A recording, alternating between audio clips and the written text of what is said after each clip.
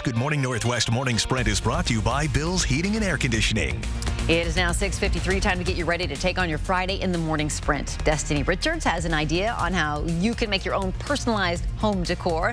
And we're tracking a warm weekend. Mark Peterson will have the details. But we begin with Nikki Torres and a look at what the Idaho State Board of Education is recommending for the 2020 school year. We are getting a look at what Idaho classrooms could look like in the fall. The Idaho State Board of Education released their recommendations for reopening schools for the next school year. So here are some of those suggestions. Taking the bus may look a little bit different. If there is no community spread, schools can have students spaced out by families on the bus, and field trips would be highly limited.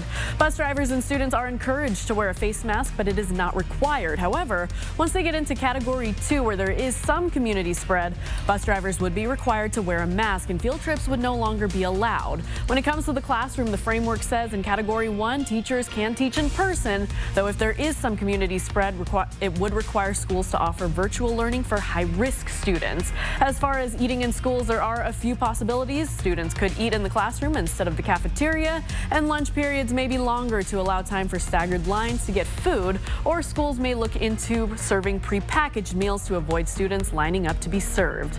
And if you want to learn more about the 2020 framework, we do have it on KXLY.com right now. It's right there on the homepage. A Spokane Uber driver is being investigated for allegedly threatening to kill Governor Jay Inslee. A woman called police saying her driver, Walter Snyder, told her he had 70,000 rounds of ammo and planned to be on the highest building when Jay Inslee came to town and wanted to, quote, take him out. According to court documents, Snyder also told the woman he is suicidal and wouldn't mind spending the next 20 years in prison.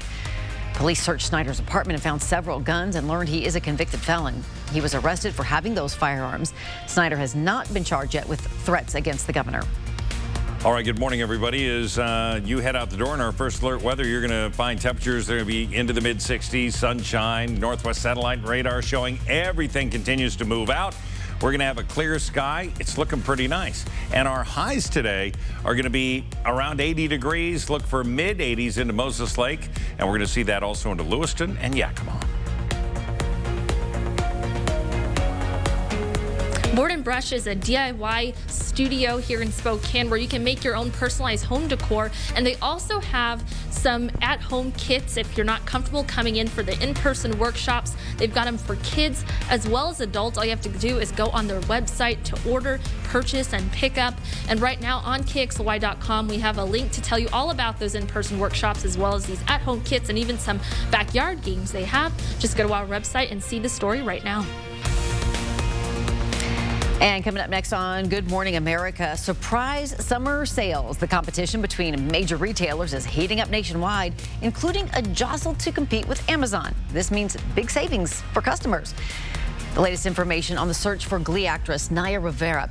A recovery mission is underway after the star disappeared on a boat outing with her 4-year-old son on a lake in California. If you are looking for a job, the Census Bureau is hiring 1,000 people in eastern Washington. The job is called an enumerator, and it is fairly straightforward. They go to homes of people who haven't filled out their census and help them complete those forms. Because of the ongoing public health crisis, they have taken extra steps to make sure that workers will be safe. Staff won't be going into homes. The Census Bureau would like to have people on the streets of Spokane by mid-August. And for more information on how you can apply, go to our website, KXLY.com. A Spokane police officer will be in court next week facing criminal charges for a crash that injured 2 people last March.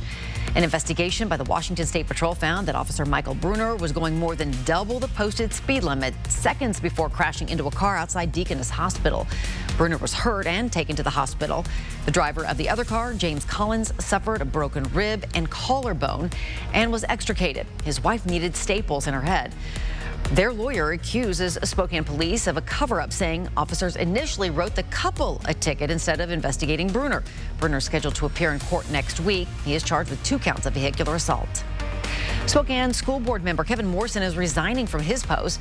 The decision follows several calls and a petition asking him to step down because of his previous support for a Ferris High School resource officer who was photographed in 2019 kneeling on the neck of a black student as he restrained them.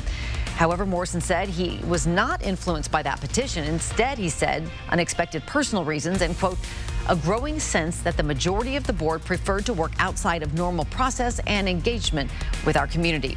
We'll be right back with the place you can get a sweet treat in Spokane tomorrow, right after this.